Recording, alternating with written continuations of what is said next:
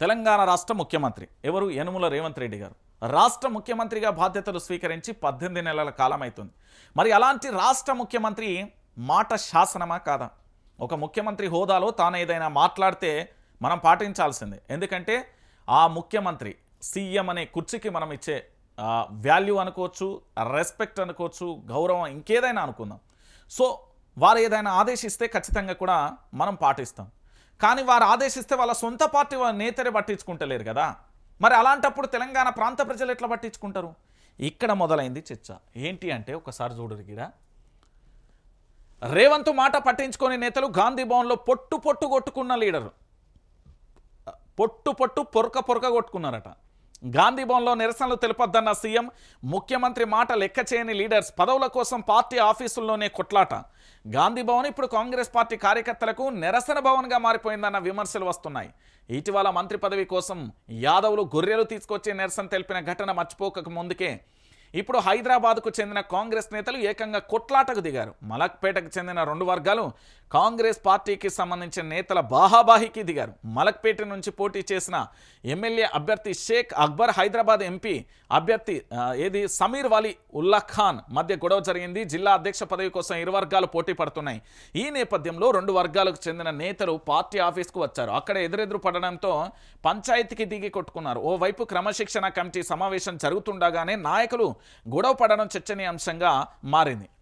రేవంత్ మాటకు లేని విలువ, ముఖ్యమంత్రి రేవంత్ రెడ్డి మాటకు సొంత పార్టీ నేతలే విలువ ఇవ్వడం లేదన్న చర్చ నడుస్తుంది. సరిగ్గా 2-3 రోజుల క్రితమే ఎవరు గాంధీ భవన్లో నిరసన తెలుపొద్దంటూ కూడా ముఖ్యమంత్రి ఆదేశాలు ఇచ్చాడు. పాపం ముఖ్యమంత్రి యనుమల రేవంత్ రెడ్డి గారి ఆదేశాలు నేనన్నా పాటిస్తాను కానీ వాళ్ళ పార్టీ కార్యకర్తలు పాటిస్తలేరు. తెలంగాణ ప్రాంత ప్రజలకు సంబంధించి ముఖ్యమంత్రి అంటే కాంగ్రెస్ పార్టీ వాళ్ళకే గౌరవం లేదు. ముఖ్యమంత్రి మాటలంటే ఆ పార్టీ వాళ్ళకే గౌరవం లేదు. వాళ్ళ సొంత పార్టీ చీకొడుతున్నా, ఆయన తీరుతున్నా కూడా మేమందరం గౌరవిస్తాం. కానీ ముఖ్యమంత్రి మాటలు పట్టించుకోకుండా గాంధీ భవన్ నిరసన భవన్ అయిపోయి పొట్టు కొట్టుకున్నాడు ఏందండి? ఏమన్నా చిన్న పోరగాళ్ళ అండి వీళ్ళకు కర్రగాల్చి వాత పెట్టనీకి? ఒక పార్టీకి సంబంధించి క్రమశిక్షణ కలిగిన కార్యకర్తలుగా ఉండాలి. క్రమశిక్షణ అంటే మారుపేరుగా ఉండాలి. కానీ ఈరోజు ఏమైపోయింది? రేవంత్ రెడ్డికి సంబంధించి ఆయన ఏదైనా చెప్పి, అయ్యా గాంధీ భవన్లో ఎవరు నిరసన వ్యక్తం చేయకూడదు, అది నిరసన భవన్ కాదు గాంధీ భవన్ అని చెప్పిండు. అయినప్పటికీ నువ్వు ఎన్నైనా చెప్పుకో, నువ్వు ఏమైనా చేసుకో, నువ్వు ఎప్పుడు ఉంటావో తెలియదు, నువ్వు ముఖ్యమంత్రి పదవి ఎప్పుడు పోతుందో తెలియదు. మేము స్థానికంగా ఉండేటోళ్ళం, మాకు ఈ రాజకీయ భవిష్యత్తు అవసరం. రేపు భవిష్యత్తులో మేము ఏ విధంగా ఇక్కడ నిలదొక్కుకోవాలనేది మా స్థానికులను బట్టి ఉంటుంది. మీరు ఎన్నైనా చెప్పినా ఏమైనా చెప్పినా మేము పట్టించుకునే స్థితిలో లేము, మేము పట్టించుకోమంటూ కూడా రేవంత్ రెడ్డి మాటను లెక్క చేయకుండా, రేవంత్ రెడ్డి మాటను ఎవరు దేక్తలే. మొత్తానికి గాంధీ భవన్ కాస్త నిరసన భవన్ అవ్వడంతో పొల్లు కొట్లాట మొదలైంది. సో మొత్తానికి గాంధీ భవన్కు సంబంధించి జరుగుతున్న చర్చ గిట్లుంటే, మరి రేవంత్ రెడ్డికి గౌరవం ఇస్తలేరనే అపవాదు కూడా అక్కడక్కడ చెవులు కొరుక్కుంటున్నా, అంటే వీళ్ళు గుసగుసలు పెట్టుకుంటున్న పరిస్థితి కనబడుతుంది. సొంత పార్టీ నేతలే విననప్పుడు రాష్ట్ర ముఖ్యమంత్రి హోదాలో ఆయన ఎన్ని చెప్పినా మేమెట్లు వింటామనే కాడికి వచ్చింది ఈ సంగతి. ఒక ప్రధానమైన అంశం మీరు అందరూ చూడాలి, జూరాల ప్రాజెక్టు. వాన వచ్చిందంటే, వాన చినుకు వచ్చిందంటే ఇక ఇదో భయమే. ఏంది అంటే డేంజర్ జోన్లో జూరాల ప్రాజెక్టు. తెగిన 9వ గేట్ రోపు, బలహీనంగా 12, 16, 24, 26వ గేట్ల రోపు. ఎగువ నుంచి జూరాలకు భారీగా వరద. ఇలాగే ఉంటే గేట్లు కొట్టుకుపోయే ప్రమాదం. 15 గేట్లు ఎత్తి దిగువకు విడుదల. భయాందోళనలో ఆయకట్టు ప్రజలు. కొత్త ప్రాజెక్టులు కట్టడమేమో కానీ కనీసం ఉన్న ప్రాజెక్టులను కూడా సర్కారు కాపాడే పరిస్థితులలో లేనట్లు కనిపిస్తుంది. జూరాల ప్రాజెక్టు దగ్గర సరిగ్గా మెయింటెనెన్స్ కూడా చేయలేని దుస్థితి నెలకొంది. గురువారం జూరాల ప్రాజెక్టు గేట్లు ఎత్తడంతో గేట్ రోపు తెగిపోయింది. మరికొన్ని గేట్లకు సంబంధించిన రోపులు బలహీనంగా మారిపోయింది. దీంతో ఇప్పుడు ప్రాజెక్టు డేంజర్ జోన్లో పడిపోయింది. గేట్లు మూసేస్తే తప్ప దాన్ని రిపేర్ చేయలేరు. గేట్లు ముయ్యాలన్నా రిపేర్ చేయాల్సిన పరిస్థితి ఏర్పడడంతో అధికారులు డైలమాలో కూడా పడ్డ పరిస్థితి కనబడుతుంది.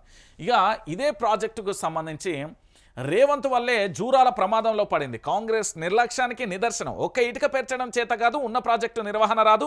ఇప్పటికైనా మొద్దు నిద్ర వీడాలి, నష్టం జరగకుండా చర్యలు చేపట్టాలి బీఆర్ఎస్ వర్కింగ్ ప్రెసిడెంట్ కేటీఆర్ అంటూ కూడా చెప్పిన పరిస్థితి కనబడుతుంది. ఏంది అంటే నేను చెప్తున్నా కదా, వీళ్లకు ముఖ్యమంత్రి పదవి కావాలి, మంత్రి పదవులు కావాలి, ఎమ్మెల్యేల పదవులు కావాలి, ఎమ్మెల్సీ పదవులు కావాలి, ఎంపీ పదవులు కావాలి, దాంతోపాటు కార్పొరేషన్ పదవులు కావాలి. మేమే అధికారంలో ఉండాలి. ఎవరైనా ఎక్కువ తక్కువ మాట్లాడితే వాళ్ళ మీద పోలీసులతోని కేసులు పెట్టియాలి. అది పోలీసులు పెడుతున్నారా, కాంగ్రెస్ పార్టీ కార్యకర్తల చేత పెట్టిస్తున్నారా, గాంధీ భవన్లో జరుగుతుందా మనకు తెలియని విషయం. కానీ ఇక్కడ విషయం ఏంటి అంటే ఒకసారి ఆలోచించండి.